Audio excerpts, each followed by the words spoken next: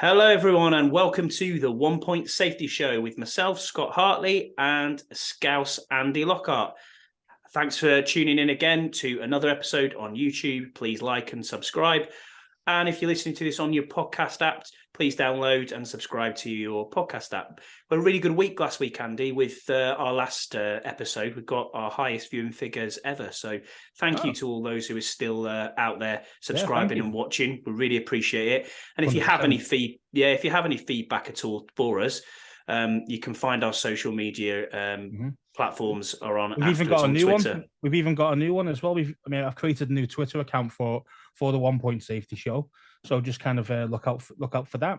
And any messages there, any feedback, we'll take it on board and hopefully make it a little bit better. Might be a little bit of a longer one this week, but we'll give it a go because there's quite a lot of stuff gone down in Commanderland. So we'll start off then, Scouts, with the news that's come out this week.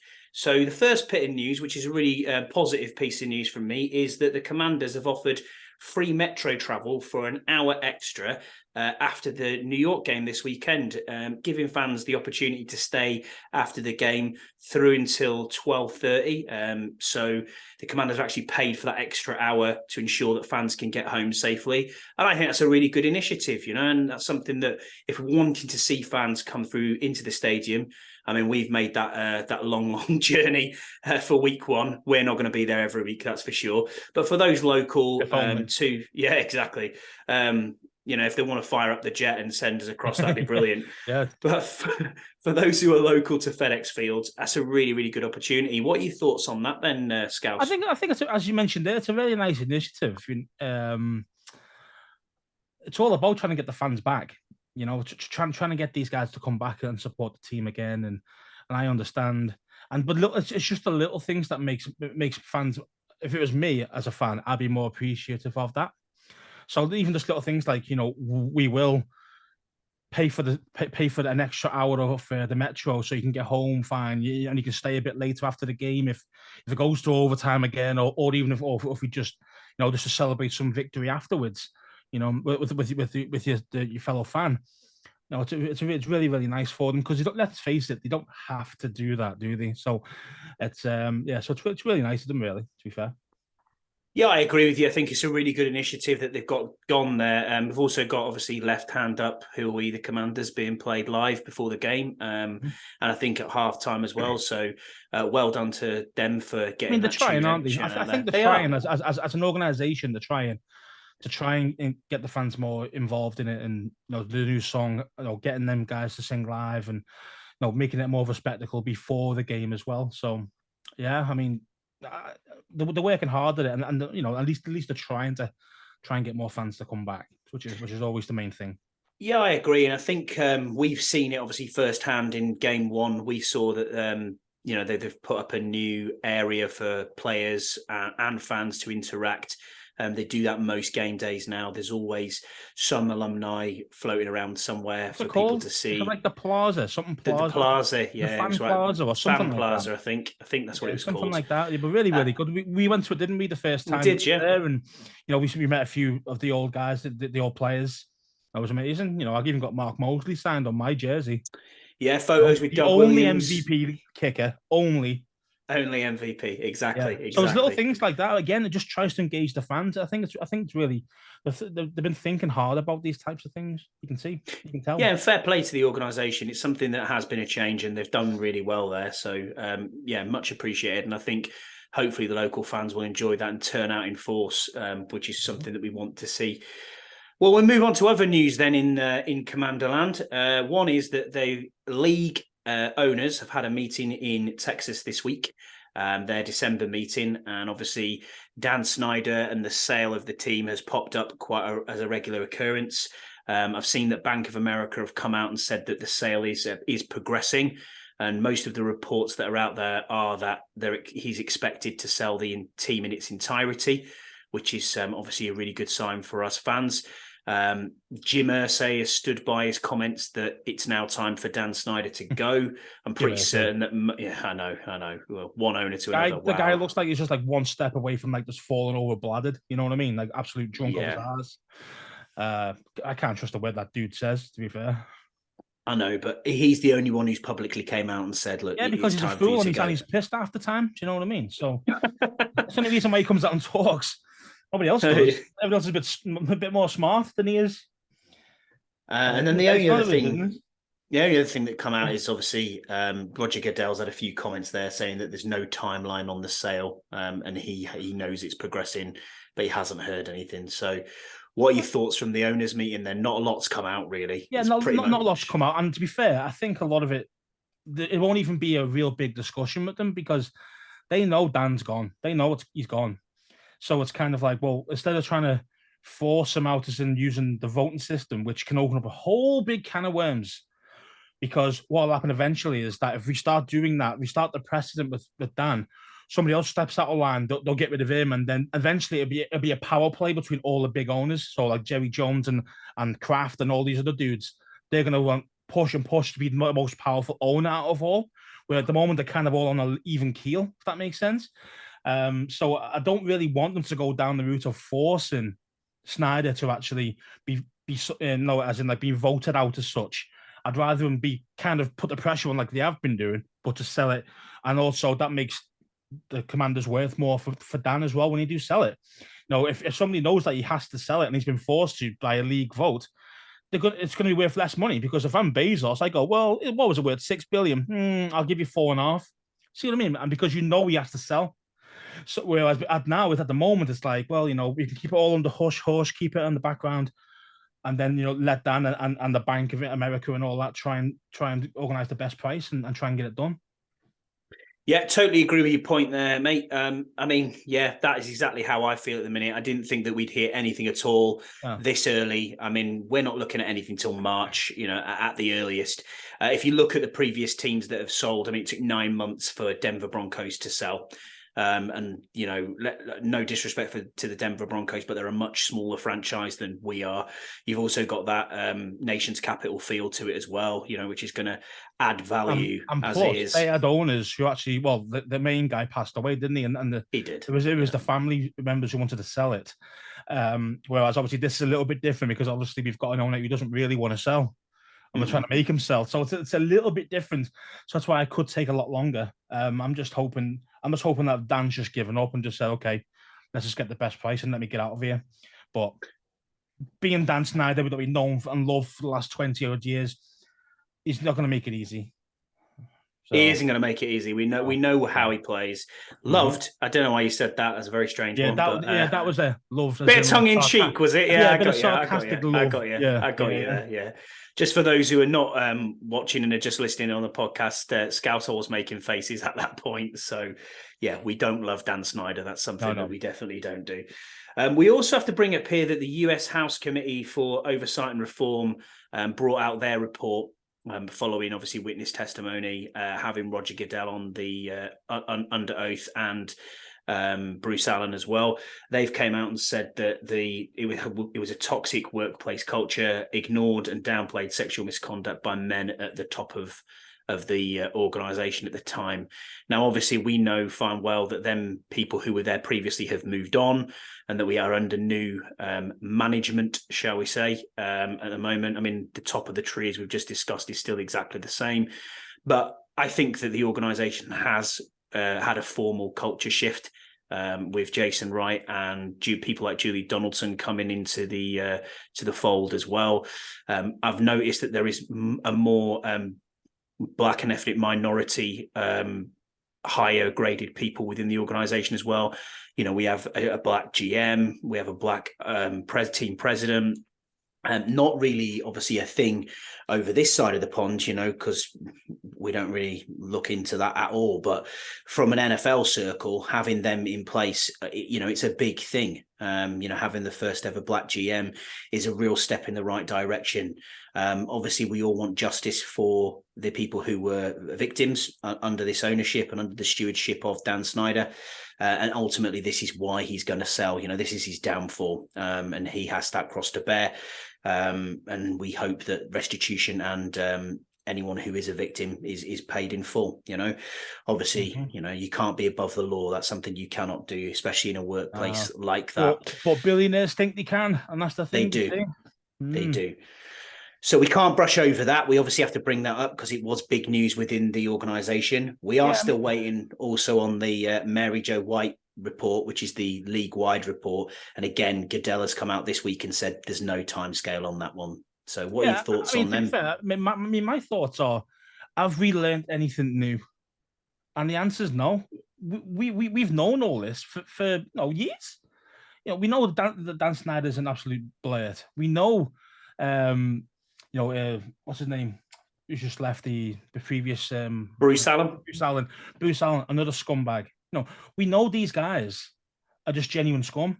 So it doesn't surprise me. And then all these stories, obviously, when Bruce Allen left, all the stories start getting rife and they start going more to the forefront of the national media. And so all these things that they have been saying in the media have actually been true, haven't they? Really? So it's not like they're trying to slander the Commanders or Dan Snyder. It's actually legit. All these things have come out, and now they're coming out with real evidence that it actually really happened. So I understand we haven't really that. learned anything different. We knew it was going, as in we knew it was going on, as in we were told about it last few years, But now, as you mentioned before, Dan's going to pay the price for that. He's going to lose his team because of it. He is. And the other thing that's new that probably we didn't know that's come out of it after Bruce Allen's testimony and them doing the full investigation was that allegedly, and I'll still put this as allegedly because we don't want a lawsuit, so thanks very much, was that the emails between John Gruden and Bruce Allen were leaked by Dan Snyder. So that's a really interesting one. And also, I think, we've heard about Dan having private investigators and other bits and pieces and dirt on every owner. This is why it's going to take a bit longer to sell this team, and if we go down the route, as you earlier mentioned, of voting him out, what skeletons are in the closets of these billionaires? We don't know. We're just fans. And let's face it, billionaires, they've had to do some shady stuff to become a billionaire in the first place. Not many of these dudes have just been given it by their dad and said, yeah, there's like $10 billion. No, most of these guys have done it via businesses and other enterprises, and some of it ain't going to be clean, man. I'm telling you, all of them have got skeletons, and that's why deep down they don't really want to get involved with voting them out. They just want to force them out by pressuring them, media pressure, all these external pressures on them, and that's how they're trying to push it. And they're just using Irsay as their kind of spokesman because that guy's a fool, and to be fair, that guy's probably going to be next out the list. As soon as Dan's gone, he'd probably be next. So they're going to start weeding it out, man. They're going to start weeding it out over the next few years, maybe 5 or 10 years. You're going to see 2 or 3 owners gone by force. I tell you. Yeah, he seems like the mouthpiece, doesn't he? He does seem like the mouthpiece. He seems like a mouthpiece. No, you don't hear anybody else talking about it. Not even like a little bit. Not even standing there in front of the media when they're asking him questions. They're all like, "Don't even talk to me about Dan Snyder and the Commanders." But Irsay is willing to say something, but because he's decided to be the spokesperson because he's probably the main owner who wants him gone, to be fair. Mm-hmm. Couldn't agree more with you. We'll move on then to a bit of roster news, really. So we've got Carson Wentz has been activated back to the roster. Tyler Larson has been put on IR after his injury against the New York Giants 2 weeks ago. What are your thoughts on either of them? Do you think Carson's now the primary backup, is what Ron has said in his press conference this week? I think we've been mentioning it the last few programs. He's not going to be the starter unless Taylor goes down or we start to lose. And we're talking lose maybe the next 2 in a row before you're looking at even thinking about a change at quarterback. Do you think Taylor's got a short leash then, Scouse? Yeah, of course he has. We know his limitations, and he knows his limitations, and Scott Turner knows his limitations. So he is going to be on short leash, but that's only because we're winning. He's getting a longer leash each time he wins. If that makes sense. Yeah, I agree. So it's gradually. I think he has to have 2 really poor games for any change to happen. Like a no TD game with maybe 2 or 3 picks, something like that. No, something really, really horrific before you start thinking about pulling him. To be fair.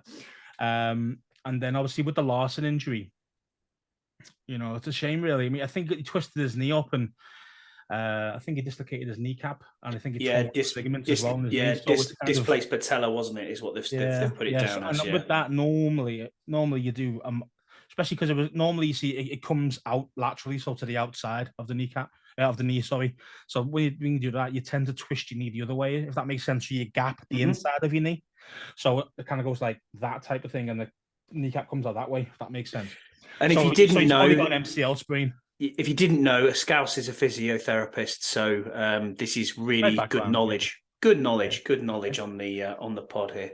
Yeah, so he's probably gapped his MCL, so he's probably partially torn that, as well as dislocating his kneecap, if that makes sense. So he'd be out minimum 8 weeks minimum. Yeah, so well, I said he's done for the year. That's the season for us now. But normally for his injury, it's about 8 weeks. Normally is the normal time frame. Then we have a bit of Brighton news, and we'll move back onto that. That Charles Leno Jr. is the Washington Commanders nominee for Walter Payton Man of the Year. This guy does an incredible amount of work. Him and his family off the field for the community. We knew he did the same in Chicago, and he's obviously embraced the DMV as a whole. Came in and continued that work off field. I know he does a hell of a lot with the hog farmers as well. Yeah, he does. He does, man. He does loads. Yeah, he's very, very charitable and puts a lot of time in, doesn't he? And his wife does as well. His wife's lovely. Jen's great. You message her on Twitter, and she's always replied to you. I always reply to you, even though they don't know who you are. But it's she's really, really nice as well. So I think he's in third at the minute, isn't he? In the placings for the third. Last time I've seen the voting standings, he was in third. The problem he's got, right, to be number one. I mean, obviously, you look at Twitter, the Commanders' Twitter everywhere, or all the fans are just hammering Leno on the retweets and things, which is great. But what you got to think about here is Pat Mahomes is number one, right? And our guy's number three. I can't remember who the second guy is. I think I can't remember. But either way, but what you got to think about is that Leno's got about maybe 30,000 followers. Mahomes has got over 1 million. Yeah, so exactly. Even one of their guys does that once, just a whole other fan base, just 1 million, just one time's going to be outbeat them how much we push it. Do you know what I mean? But I hope he wins. Yeah, I do too. I really do too. Deserves it. He does deserve it. Yeah. On another one though, I know the voting's closing for that very soon, as is the voting for the Pro Bowl. And at the moment, we will look at our Pro Bowl nominees and where we are and where they are in the standing. So number one out of all of the punters in the league, we've got the MVP that is Tressway.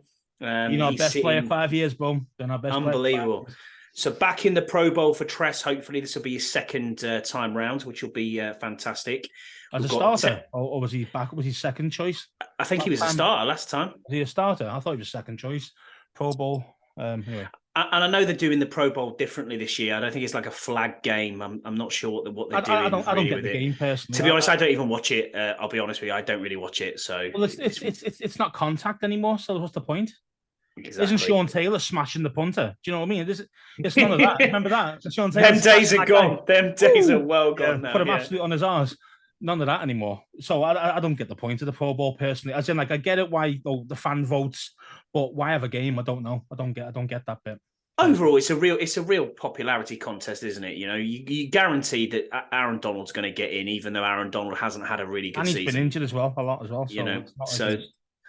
And it's all about name recognition, as you said before. The same with the Walter Payton. If you've got Pat Mahomes in first with 1 million followers and Charles Leno's got 33,000, I mean, it's very difficult to beat that. Of course it is. Also in the Pro Bowl, then we've got Terry McLaurin in at 8 out of all wide receivers, which is quite surprising for me. I thought he'd be a little bit higher than that. Do you know who's ahead of him, or have you got a list? I don't know. I've just seen it from the Commanders' side, really. And then we have Jonathan Allen is 4th in D tackles. Again, that's insane. To be fair, he should be number 1 by an absolute mile. It's just crazy. It is just crazy. It's a lack of respect, man. And that's one of my things about my sizzle a bit later. It's a lack of respect for our players, man. But anyway, I'll get into that later. And then we've got Deron Payne in 6th. For D tackles as well, so you knew they'd be kind of close them two, especially with the way that they're playing together and they're playing well together, so they will be kind of near enough. They are very similar in quality, shall we call it? So, and then from defensive ends, Montez Sweat has dropped out of the top 10 in the votes. So, I mean, he's so hit and miss, Sweat, isn't he? He can be, you don't know what you're going to get. One game you'll be brilliant. It's like, oh my god, this is the Sweat we're after. This is the guy we expected. Then all of a sudden he goes missing for 2 games, and you're thinking, what's going on? And then obviously we know he got a concussion last time out, didn't he? That's the reason why he went out quite early in the game. So that kind of messed up. That's probably messed up his Pro Bowl votes as well. To be fair, because he wasn't playing, didn't really do anything in the Giants game before he got hurt. So. And then the last thing, really, to bring up on the other bits of news is that the Fan of the Year voting is still open. So I would urge you all, if you haven't already, is completely free. You do not even have to put an email address in. You can do it as many times as you want. So I did it probably 100 times because I was sat there for 5 minutes, just keep going, keep pressing the button. And that is to vote for our Fan of the Year, Chris Bryant, our Hog Farmer Chris, as he's known, does an absolutely exceptional work for the Hog Farmers charity and for the football team. He's always out there repping us. There's always a Hog Farmer at home and away games. They are there. We had a brilliant time with him. Game one in the first week, it was brilliant to meet him because we've been talking for a good 2.5 years. Guy, could you? He's just a dude, isn't he? He's just a dude, and he had no idea that the team were going to give him that accolade either, which was fantastic. You know what I mean? You look at that and you think, wow, this is brilliant. So fair play to him. Well done, Chris, for getting the nomination from the team. I really, really hope you win the overall Fan of the Year. That would be fantastic. We need to vote. Get him to be number one in the NFL. Exactly right. So well done again, Chris. I don't think we brought this up on the show, but thank you for what you do. And thank you to all the other hog farmers as well. It is fantastic to see what you're doing. And if you do want to have a look, we will put the link after the pod for the Hog Farmers charity as well, where you can donate if you want to. But that's it for that one. So we'll move on then to our next our next segment, which is the injury report. And we have the latest injury report that came out tonight. So let me just get that. Or tonight in our time, it would be obviously this afternoon in the States. So we'll go through this injury report now then. So we have Sadiq Charles with a concussion who did not practice today. So it looks like he will not be playing at all. I wouldn't have thought he's there. We have Antonio Gibson with a foot, and he was limited on Wednesday, and he was limited again today. So that looks like limited. I'm a little bit more buoyed by that more than it's when it's questionable. You got to think that's when it's on the bubble, isn't it? He's just getting a little bit. It's a little bit of rehab, a little bit of training. Let's see how his ankle reacts or whatever injury it is, and see how it reacts the next day. Things like that. So I think that them guys, you're probably more likely going to see them at least suit up and be possibly available. Maybe not the whole game, but they'll be available. We have guard Andrew Norwell with a shoulder, who's limited on both days for practice as well. Can't he just be not playing at all? But who takes his place? That's the thing. We're down to the bare bones. Give me a chance. Give this guy a chance, man. Well, we did draft him, and we heard a lot about him in the preseason and in training camp, but nothing more than that. We have Brian Robinson Jr. with a quad, limited both days. That's a worry for me. Yeah, especially when both running backs are down on the injury report. It's not. To be fair, I mean, what week is it now? Week 15, is it? Week 15? Yeah, week 15. Yeah. Yeah, I mean, if your running backs aren't banged up by week 15, you've done something right. To be fair, I mean, because most running backs are all banged up by this time, so I'm not too concerned unless you start to see them obviously not suiting up on the Sunday. But at this moment, I'm not too worried. We've got Cam Sims with a back injury, both limited days. Doesn't really get a lot of snaps anyway, so he's not a big contributor. I'm not worried about him. Not at the moment. We have Benjamin St. Juice ankle limited both days. However, I have seen footage of him on Twitter doing drills inside the bubble tent that they've got at training, and he looks good, man. He looks like he's almost back. That's what limited means. That you do a little bit and see how it reacts. And I think Saint Goat has to be available, man. Saint Goat. If he plays, then that's just going to shut down their only wide receiver they've got, and that's just going to be the end. To see what I mean? And then, when we have another one on the injury report is Chase Young with knee. He's down as limited for both days. Yeah, I'm not shocked about that. Trend from when I watched Ron Rivera's press conference earlier in the week, it was trending towards, he is going to play some sort of snap on a pitch count, which we've talked about the last few weeks. Did you see the Chase Young interview though with the reporters? Yeah, he didn't look happy, did he, at No, all? He he did didn't not look look confident. He happy. didn't sound confident in himself, which kind of worries me more than actually the structure of his knee or anything like that. I mean, he's had plenty of time. He's done loads of work on it. They've been rehabbing him for way over a year. He had the operation 14, 15 months ago. Do you know what I mean? So he needs now to get the confidence back in himself and in his play. And the only way you can do that by playing. If you don't play, don't get any Exactly right. tackles or any impact on it, and see how it reacts. If you don't get that, you're never going to have that full 100% dog mentality that you need to play what he plays and how he He plays. just needs to be hit on that knee and think, you know what, He's the I can confidence. take this. I Yeah. can take this. So I know then what he it's can handle like. it. Let's go. Do you know what I mean? And that's what he needs. He needs a couple of times banged on it. Not nasty, but just a normal contact. And hopefully his knee will hold up, and then you'll get his confidence back quite quickly. Then, but until We then, then got Sam Cosme on here with an ankle. He's been full both days, so he looks good, like he's trending, going to start, no problem at all. good. Get Lucas out the team. And then we have Jamin Davis with a thumb. He was also full both days. Good. No issues there. Then we have Dax Milne, limited on Wednesday, full today. So he was in with a foot. He could be back with turning punts then, couldn't he? So yeah. And then there's three more on this injury report. We've got James Smith-Williams with a concussion. We've got Montez Sweat also with a concussion. Both were limited on Wednesday, both full today. Oh, nice. So they're going to be available then. Nice. Yeah. And then the last one on here is Trey Turner with a knee, limited on Wednesday, full today. So he looks like, again, like he's going to trend towards start. He's going to be good to go unless something happens before then. But he's going to be good to go. So for me, okay then. So I know it's probably gone off piste a little bit, but what would you be saying about kind of who would your starting O-line be right now with that injury report? What will be your starting O-line? So for my starting O-line, then I would look at this and I'd say if we start at the centre, well, I would put Wes Schweitzer's been taking snaps at centre this week. So I think Wes Schweitzer starts at centre for me.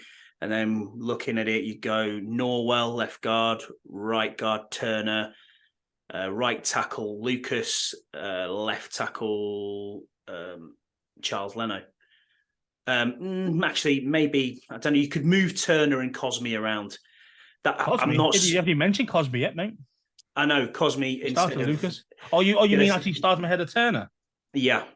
No, I can't see that. I can't see this. This is why I asked the question. You see, because we're about the.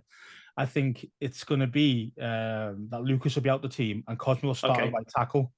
And obviously, if Turner's available, he's going to start right guard. And that was the conversation I was going to get to was, would you think Schweitzer's going to play? Is it going to be centre or is it going to be right guard? I think Schweitzer has to start. I think he is going to be centre. But the thing is, I'm not happy with him playing centre. He's not a centre. He's just slightly better than Wes Martin, but Wes Martin's just a guy at the street, but he's a natural centre. Schweitzer isn't. His snapping is poor. It's really poor. It has been. It's been over the head of Carson Wentz, which is just... And at his feet as well. Like, the guy's 6'4". Like, stop it. Like, stop throwing the ball at his feet. You see what I mean? Like, so for me, I know he's been practicing a bit since he's come back from his concussion, but still... I would have liked to have seen. I would have liked to have seen lots and lots of reps for Wes Schweitzer with Taylor Heineke, so they can get used to that cadence. They can get used to the calls that he's got to go on there. Because you got to remember, Wes Schweitzer's now got to remember all of the protection calls as well, and that is a difficult task to do in itself. We're not NFL professional footballers. We're fans. And, even me playing rugby, remembering line-out calls and, what channel the ball's going to come in when you're trying to hook the ball at rugby is hard enough. To then have all these protection calls as well as snapping the ball, maybe that's what he's found quite difficult. I know last season is last season, but last season he came in at centre and he did pretty well. He did a good job. I'll admit that. He did a good job last season. And that's why we all raved about Matsko being so good as an offensive line coach. But this season, Schweitzer's worse. Yeah. So how has that happened? Maybe he's just rushing the snap a little bit, expecting it needs to be up quick and all the rest of it, or maybe he's in his own head a little bit. I don't know. But yeah, I mean, I'm still not happy with him playing. I understand we've got two centers out, but I'm still not happy with him. It's an interesting one because I would have thought maybe they'd look to try and sign a center from somewhere, pinch one off a practice squad. But then they've got to come in and learn the entire book. Learn the playbook. And that's too late for that. Yeah, it's too late for that now in the season. So you've got to trust we're not coaches, so you've got to trust what they're saying. We'll quickly run through the New York injury report then as well while we're here. So we've got Josh Zudu with a neck, did not practice. These are all the DMPs. We've got Adoree Jackson, did not practice. Shane Lemieux, did not practice. Nick McLeod, did not practice. Then we've got Daniel Bellinger back on the injury report, limited with a rib. We've got Richie James, wide receiver, limited. We've got a linebacker, Elston Smith with an Achilles, did not practice. Then we've got Jihad Ward, who's also a linebacker, limited. Leonard Williams was full. No, he was limited, actually, sorry. Leonard Williams limited with a neck. Then we have Dexter Lawrence, Julian Love, and Micah McFadden were all full, but they were all on rest. Yeah, so half of them guys don't even play, really. So I don't think we'll see much more. The only one on there that I mean, not encouraged because I don't like to see people injured, but from a matchup standpoint, is Julian Love and Leonard Williams and Dexter Lawrence are the two there, but it looks like they will most likely. And Richie James can do a little bit as well. Richie James is not a bad receiver, really. Slot receiver. He's got a banged up knee at the moment, but yeah, I think he can do a little bit. So just be wary of him a little. But I'm not obviously not worried about too much about the receiving core. But the thing is, for them on that report there was no Slayton. So no, and he killed us last time. So he did, and we were quite good at keeping Saquon Barkley's legs and keeping his touches. Second half. First half he did quite well. Second half we kind of changed it up, but with again the same thing over and over again. We have to stop the run, bro. We have to stop the run, do. And we have to, and that's including Saquon and Jones. So this moves us on sweetly then into linking into our preview of the game then. So what are your thoughts then on either your keys to victory, how we win this game? Obviously 2020 tie last time out. And what do you think of the game moving forward? What do you think about it? Again, two evenly matched teams. Yeah, I agree. It's gonna be tight again. I think we win though. We've got the home field advantage, and I'm hoping that the players and the fans, really turn out for this game and make it ultra hard, ultra loud, just to get in the way of.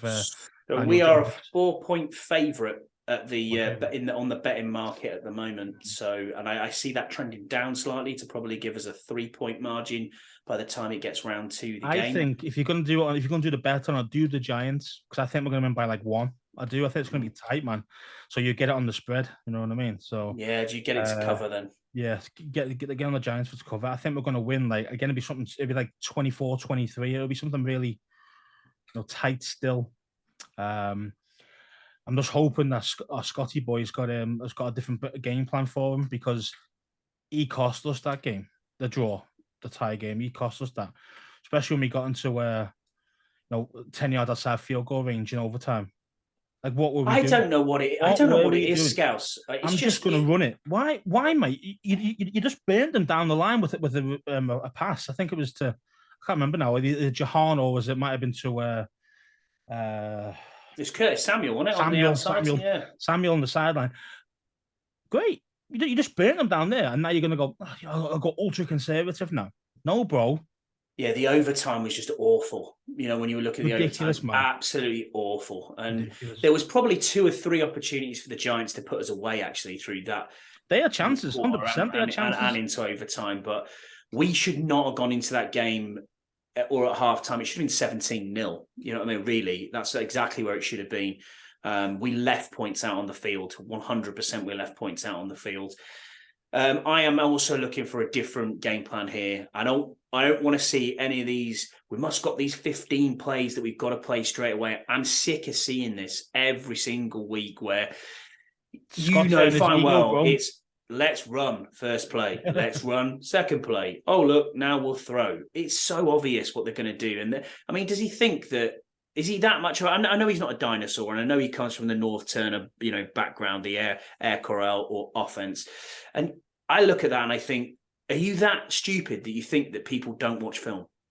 Because no doubt about it, New York are up to win this. Is that he doesn't watch film? So maybe who knows what we're talking about? I just think he's got this ego. I just think he's got a big ego, and he won't change it.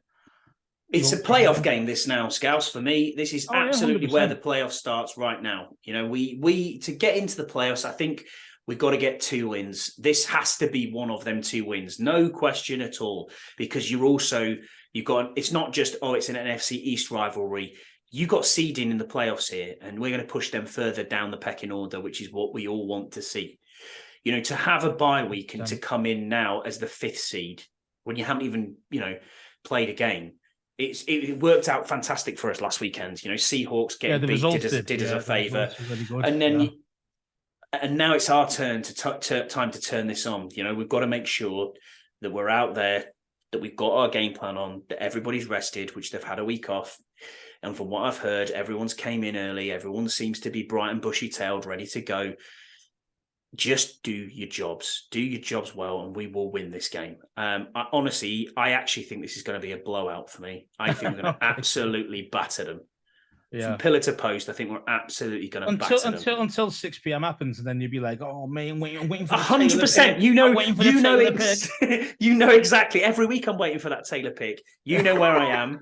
I'm pacing my front room, and I am the absolute nervous wreck that every Washington Commanders fan is, because we know this is what we do in Washington.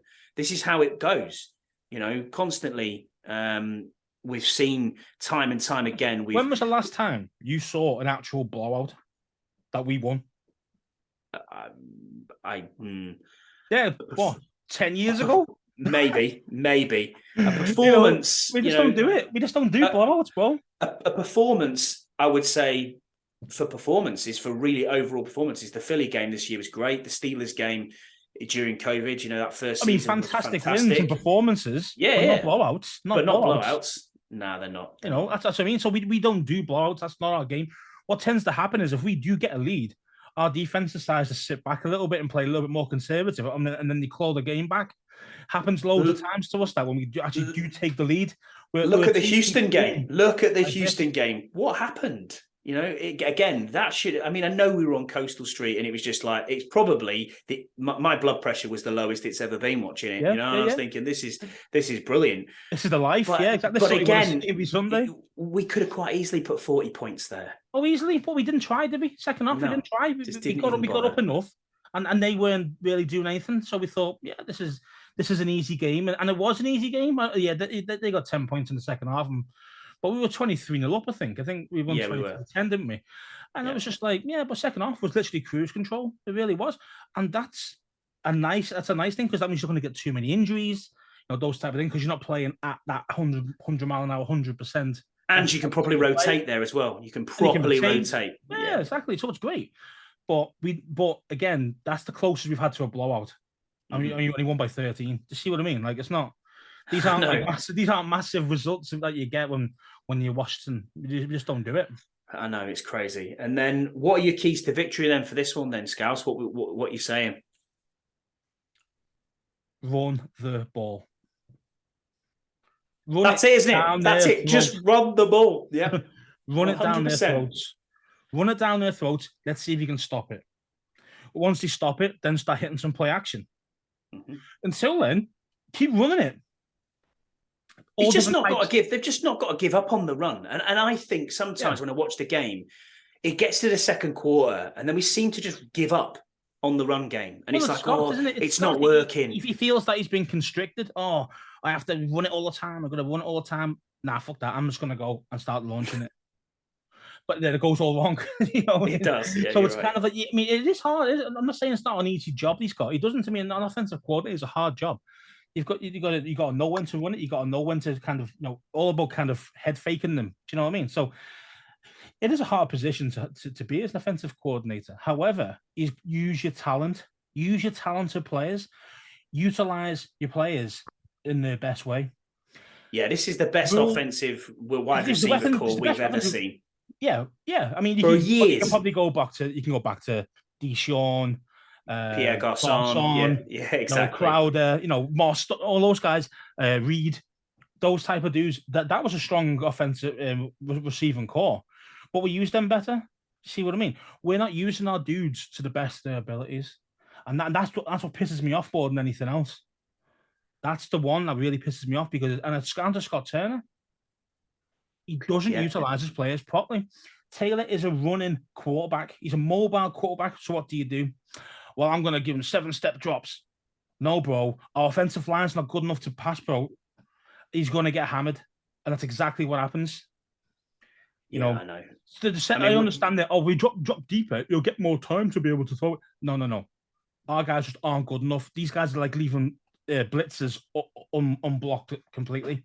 Yeah, and you look at the, Wink Martindale and what he's done with the one. Giants. Oh, that Thibodeau one. Wow. What, Do you know Charles what I Leno mean? shouting back. Yeah. Watch out. Yeah. Yeah. Come Thanks on, for that. bro. On his blind side, he's so lucky that he didn't fumble that ball. Yeah. So lucky there because how hard he hit him. That's the problem. We've got poor. Obviously, center. It doesn't help our centers are out. It definitely doesn't help. You know, as you mentioned before, they do the protections, they set the line, etc., etc., etc. So it doesn't help that we've got some third stringer who's not really a center playing there. That doesn't help us. And the other guy who did play there for a few snaps in the Giants game, again, is just shit. Just, you know what I mean? He's just not good enough. So that doesn't help us with setting the alignment. Exactly. I But completely agree with you. Need to block better as well, though. We need to play better overall, but just saying play better is dead easy to say, isn't it? It's about kind of how are we going to play better? How are they going to play better? And it's all about scheme. It's all about the scheme, man. You've got to change it. You've got to change how we're using Taylor with that crappy offensive line. Simple as that. If we let him do more bootlegs, more out to the side, look at the throw on the 4th and 4. Oh, he was great on that touchdown throw, touchdown drive. Sorry, not many quarterbacks are throwing that kind of ball. No, and I'm not a big Heineke used the number one dude and all that, but on the run he can do things. Let him go on the run more, but make it more design shit rather than just like shit. The pressure's in my face. I'm just going to run out to anywhere. No, make it more designed. Do you know what I mean? Well, this is what I said on our last preview episode when we talked about it, and I've said it on other shows as well. Pre-snap motion is a massive thing for the Giants. You know, they were giving up just over 6 yards per attempt when pre-snap motion was in place. And out of all of the teams in the NFL, we use pre-snap motion the most. Mm-hmm. And what happened against the Giants? We didn't seem to do it at all. We just stopped doing it. Yeah, we did a few little bits and pieces, but that was it. We didn't do it regularly. No. So where were the jet sweeps? Where was the little handoffs to Curtis Samuel? And then when we lined Curtis Samuel up in the backfield as a back, we got a 10-yard completion from what looked like almost a trick play. I mean, you know, I am not an offensive mind, and I'm not, and we're all couch GMs. We get that, but we have to play better. We have to call a better game, and everybody to a man has to do the job. And it's as simple as that. It's not easy to win games in the NFL. It really is not easy. This is why these guys get paid millions, because of course it isn't easy. It isn't an easy game to play. But you've got to produce. You've got to play well. You've got to give us a minimum 7 out of 10 performance. Minimum. And with us, because we're not a team who blows teams out, we have maybe even most of our guys have got to play at an 8 at the minimum. Agreed. You see what I mean? So and it's hard for us because we don't blow teams out. We have to play on it all the time. We've got to be consistently good all 3 phases. We can't get away with being slack because we're just not good enough to kind of have a load of slack and still win. Do you know what I mean? So what's your prediction then for the game? What we go? Well, I mentioned it before, didn't I? 24-23. I think it'd be us. Yeah, 24-23. Last second field goal from the Joey Sly. I'm going to go 27-10.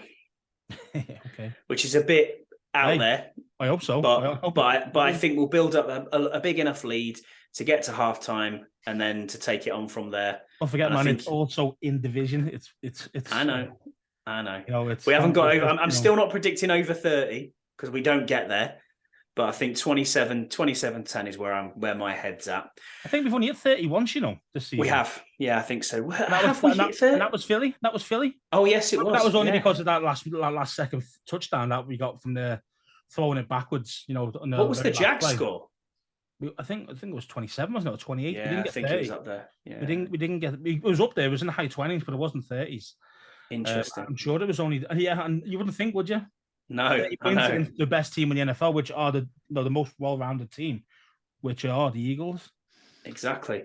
So that moves us on to our next segment. Then this segment I always love every week. You know, it's hotter than a hot day in Torremolinos in Spain. You know, a summer in the DMV when you're burning, you've got no AC, you're in a hot car. It is everybody. Scouse's sizzle. All right.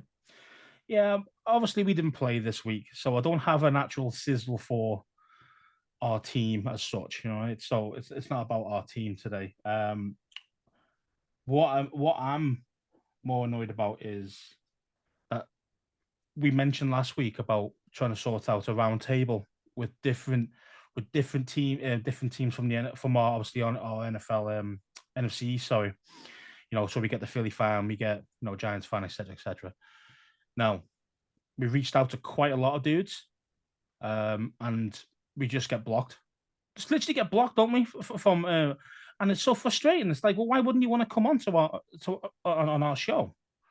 Are we not good enough for you? Is that what it is, or what? Like what is the problem here? I thought it'd be really good to have a UK version rather than the usual that you would see in the States. I thought it'd be really, really good. But yeah, I've been let down a few times, man, by especially a few Giants fans, especially this week coming up. It's like they don't want to know. They just don't want to know because we're going to give them a hammering. Oh, touch wood, from Scott's ideas. But I think it's be tighter. But in general, I mean, this is my problem this week. It's just like, just get involved. Let's get involved. Yeah, so just talk and having a laugh. We rip each other's teams. That's all it's about. If you want to reach out, and if you are a Giants, Eagles, or Dallas fan, I mean, the only one who actually genuinely did come back to me was the Dallas guy I spoke to, and he was like more than happy to come on. We can't just have one of them sat around here with us. It's a bit much, but it's awful, man. It's just like if we're trying to grow it a little bit over here in the UK, these are the best things to do, personally, because Commanders fans will know more about the Dallas UK dudes and the Dallas will. Oh, you see what I mean? And we do, because we do look at other teams in our division, podcasts or content creators, whatever. No, we do, don't we? I mean, I look at some Philly 500. I look at Copizzle for the Giants. So there's guys out there that I would actually listen to, and that's all off from roundtable with other Commanders content creators. So exactly, those things just build you, even though you think, oh, why would a Commanders person actually, kind of watch my content? We do, because we want to know what you're doing as well. We want to know if you're winning or how well you're playing, or because sometimes you don't get a chance to watch all the games. So it's it's just kind of Mike has a Sukasa type of thing. Just need some dudes just to get involved. That's just really pissed me off this week, to be fair. Let's try and set something up then for the new year. I think, for the new year, for the close season. Let's try and see if we can set something up. You never know. Maybe if we do the right things, maybe we do a live stream from the playoffs. Yeah, why not? Why not? On our phones, just giving it large. The bags are packed. It's just where we're gonna go. That's the thing. Yeah. Oh. Do you pack shorts or do you pack? Absolute. Waders, depending on where you're going. Exactly. Brilliant. That's it for me this week. Yeah. I was going to go to Dan Snyder, but we mentioned that earlier. So. Yeah, we did. So we'll go on then to what is our game of the week, which is outside of. We always try and pick something outside of the Commanders or outside of the NFC East. Sometimes it's been the NFC East matchups, but this week we've gone for Miami versus Buffalo. Massive AFC East implications, playoff implications on the line. Bills are sitting at 10-3, Dolphins sitting at 8-5. Massive weapons on both sides, two really good quarterbacks. Looking at the statistics from the last couple of weeks, we've got Miami on a 2-game losing streak. This is on Saturday as well. It's on mid-afternoon Saturday, so it'll be Saturday night for us. So it might give us something to watch as well if you want to go and tune in and have a watch of that. In there, the two teams' last matchup, which was in Miami in week 3, it was a 21-19 win for Miami. And if you remember, they couldn't get the playoff in time. They were quite close down in the near the 20 near the red zone, and they just couldn't get the playoff in time. They had a matter of seconds to go. It was poor time clock management. So looking at the stats from last week, then Tua, that was his second sub 80 rating as a QB, and he's had that 2 in a row now. 10 of 28, 145 yards and 1 TD. Not what you'd expect really from a quarterback of his level. I mean, I know he's came off some quite horrendous injuries. He's back from the concussion from earlier in the season, but he came back on a bit of a hot streak, and he seems to have dipped off and dipped in form quite heavily. You then look at probably their biggest playmaker in Tyreek Hill, the cheetah. 10 targets, 4 receptions, 81 yards and a TD. Again, not an amazing week for Tyreek there. And obviously that ended up being a loss for them. Yeah, I mean, well, you only had 4 receptions for 80. Yeah. I mean, for 80, so you're looking at 20 yards, 20 yards I a mean, carry. it's not bad. I mean, that's kind of usual, isn't it? Really, because you start normally you'd normally see a couple of TDs and over 100 yards a game normally for Tyreek. Yeah, but because you didn't get because obviously the guy. I mean, who did he play? Miami. Who did he play this week? Just gone. Yeah. Let me look back at my stats. Trying to think of who the cornerback might have been against them. Chargers. Played the Chargers. Yeah, they're playing better, but not. And then on the Buffalo side, we had Josh Allen with 16 of 27, 147 yards and a TD. So very similar stats from, I mean, more completions, but very similar stats from both Tua and Josh Allen, who again, Buffalo, they don't, I mean, I know their record is 10-3 and pretty much everybody's Super Bowl pick. They haven't looked amazing the last few weeks either. Seems to be a bit of a dip off in the NFL in general. Yeah, I mean, they haven't been playing really well all season, to be honest. I mean, one game here and there, sure, but most of it hasn't been that good. And obviously, there's a lot of injuries on the Buffalo team. I think they've got a lot of offensive line problems. Josh Allen's running for his life a lot more this year. He's obviously had the bad elbow. Again, I think that's messed with his accuracy as well. I think he's throwing it slightly differently to try and help with his elbow. Even though he's saying he's fine, I still think there's something going on there.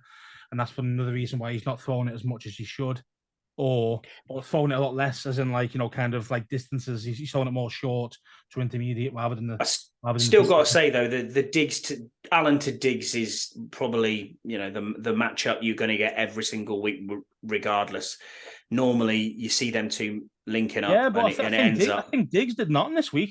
Didn't do anything at all. I mean, I remember the corner. They have a really good corner over at the Chargers, but I can't remember who his name is. But Jalen Ramsey. Ramsey. No, he's at the Rams. He's at the Rams. Sorry, other LA team in the same stadium, but the other LA team. I just can't remember his name, but they got some decent corners over at the Chargers, and they locked down Diggs. Yeah, well, which is hard to do. Yeah, and then you've got their biggest target and their biggest playmaker of the week last week was Dawson Knox, the tight end, with 41 yards and a TD. And that was it. Again, that's not amazing. It was purely the great ball and great catch. It was against the Jets, their game, and it was a pure defensive win for them. I mean, we had a look on the defensive. Yeah, sorry, I was. We had a look on. No, you're right, man. You're right, man. I'll keep you right. Don't you worry.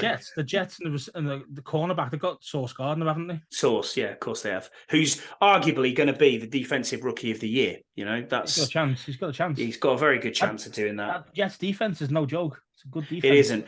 And we looked at it was a defensive win for the Buffalo Bills last week. 5 sacks on the stat sheet as well. Lots of pressures, lots of tackles for loss. So Matt Milano and the likes of them sort of players out there for the Bills have done the job for them last week. And it was the defense that got them that win, really. So what's your prediction for this one then? Obviously, your massive AFC East outing. What are you going for on this one? It's at Buffalo, isn't it? It's at Buffalo, isn't it? In Buffalo, yeah. Yeah. One other thing before we get going, I did see on social media that Miami took heaters to LA to the Chargers Stadium, and it was 55 degrees. What's it going to be like in Buffalo? Lots of snow and lots of wind and lots of rain. Yeah, I think that's going to be the problem, and I think that's going to be the biggest challenge for Miami. That's why I can't go past Buffalo winning this game, and they're probably going to win it reasonably convincingly as well. I'm going to say at least 7-point win personally, at least. And Buffalo, obviously they're more suited to those conditions. Miami, when was the last time they had a cold day? Buffalo in December, mate, is no joke. It's not, is it? It is cold over there. Especially when they've had to play their home games in Detroit, because of the absolute But the snow snow, that comes in snow's off too big, the yeah. lake. Yeah, it's exactly. just, yeah, it's one of them. I think that's been the biggest deciding factor more than the actual players. I think it's going to be the actual weather and they're cold. You can bring your heaters all you want, but as soon as you get on that field, mate, it's cold again, bro. And yeah, I think Buffalo do them and do them quite easily. Yeah, I agree with you. I think I'm taking a Buffalo win here for this one. And I think this will be 7+ points in the end. Yeah, so that's our game. I'm thinking like maybe 32-24, something like that. I'm thinking. So that's our game of the week then, Scouse. And what we'll go on to now then is our final segment. And we're just going to have a quick look at the playoff implications around both the AFC and the NFC, because obviously we weren't playing last week. So we know that we've jumped up in the places to the 6th seed. We were 8th before the start of the game, and now jumped Panthers, up to the cheers for that. Who was it? Panthers and who else helped us? Who did Tampa Bay lose? I can't remember. No, if they did or they didn't. Seattle lost, but they lost to the Panthers. They lost to the Panthers. Panthers did us a massive favor last week. And who was the other one? There's another one. Was it the Lions? Beat him? No, they did, yeah. So if we look at the AFC first, then we've got first place Buffalo Bills, we've got Kansas City at 2, Ravens at 3, Titans at 4, Bengals at 5, Dolphins at 6, Pats at 7-6 record in 7th, and then on the bubble in 8th and 9th we've got the Chargers who are 7-6. And the Jets, who are 6-7. Do you see any of them two teams jumping up at all and getting themselves into a wildcard spot? They're all good teams, all very good teams. Possible. I mean, it's definitely possible. I think what's going to let the Jets down is going to be their offense. I think that's what's probably going to cost them eventually a playoff spot. I said before, their defense is no joke, but their offense is pretty poor. So I can't see them scoring enough points to win enough games to get in. But you never know with the Pats, man, because the Pats are hot and cold every week. You just don't know what you're going to get with the Pats. But I think the one who could probably maybe nip in there, I think, could be the Chargers. I kind of agree with you. They're getting the receivers back. They've got Mike Williams back now. I think they might be the only team who can probably nick a 7 spot over the Pats. Yeah, Austin Eckler's got to play better for them, but I thought he'd come on a bit more. But yeah, he's been playing through injuries. It's the thing you see, your main running back tends to play through injuries. That happens to both of our dudes at the moment as well. It is, and I looked at the Jets, and I think the Jets are a year away. I always thought that their 3rd year they come on big time under Salah, and it looks like they're trending in the right direction. That defense can win now, but that offense can't. I agree with that. But I do like what Salah's been doing over there. I like him as a coach. Probably a secret Jets fan, really. Because for the AFC team, because they, I like what they did with Wilson. The quarterback. He didn't want to take any responsibility when they lost, when they were shocking. I think it was against the Pats actually that game. It was, yeah. Where they got what was it, like 6 points total, something like that. That's the thing you see where he went. Oh no, basically the ownership, not the ownership, but it's called the media was saying things like, why do you think he didn't score 6 points? Not trying to get at, was it his fault, his play? And he said, do you think it was eventually just flat out and said, do you reckon it was your play? And he was like, no. So he didn't. It's like as your quarterback, your job is to take the responsibility. If you're not scoring points, the QB is the first one who gets it in the neck, isn't it?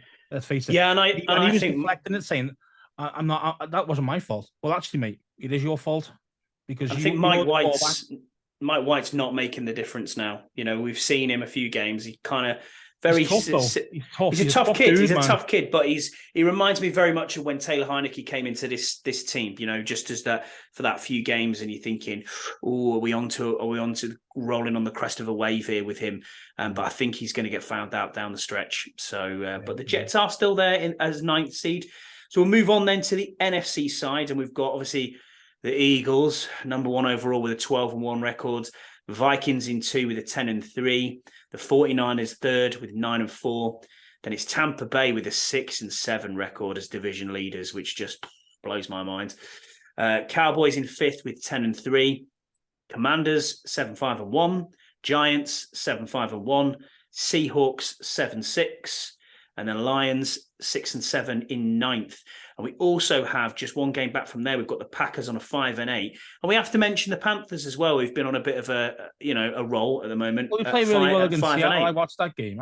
I did too. He played really well. I mean, that JC Horn, man, he looks a quality cornerback. I mean, he's a beast. He's an absolute beast.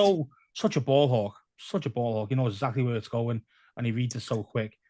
He could have had 3 picks, but I think 2 of them ended up outside the end zone, as in like he went out of bounds with them because the ball had been thrown in that area. But watch out for that Carolina D, man. And we were talking about it before. They're only 1 game back in the NFC South.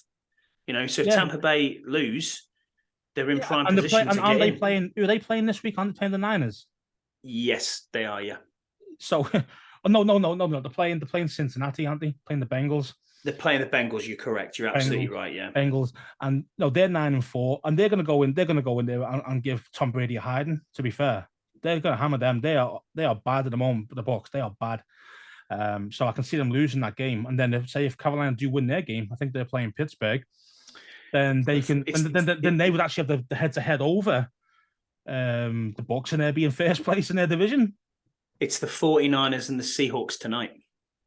Oh, that's a game, that, bro. That is a game, but I'm not staying up to watch it. 49ers. That's for sure.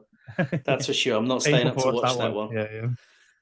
But yeah, it's interesting playoff implications here. Obviously, from our perspective as a Commanders fans, we've just got to get in there. Got to get there. Got to win. Continue to get this win. That game, man. Got to win. Got to win that game. Got to win that game. I think that wraps us up pretty much then, Scouse. Thanks for your commitment and your time as always. Obviously, if anyone wants to follow us on social media, we have a new Twitter handle, the 1 Point Safety Show. It's called. So it's at 1 Point Safety and then the number 4. Okay, and then yourself, you are Scouse Andy 20 on Twitter, and I am Scotty H84. As we said before, any comments that you want or any feedback would much appreciated. Please tweet it out to us. Let us know how we're getting on, what you think of the show, how we can improve it. Because if we don't get the feedback or improvement, then we're just going to keep continuing on ranting. Yeah, man, that's just us. But we'll be here next week, next Thursday, ready for you to be dropped for a Friday morning dog walk or whatever it is you do out there. When you're listening to us, thank you for your continued support. As I said last week, our highest grossing figures last week. So, and Scouse must be doing something right if we're getting a higher figure. Oh yeah, I mean, touch wood. Touch wood. These guys still keep exactly. Sure. Exactly. But yep, that's us. And thanks very much for listening, everyone. Like and subscribe. Download from your podcast apps, and we'll catch you again next week. Thanks, everyone. Ciao.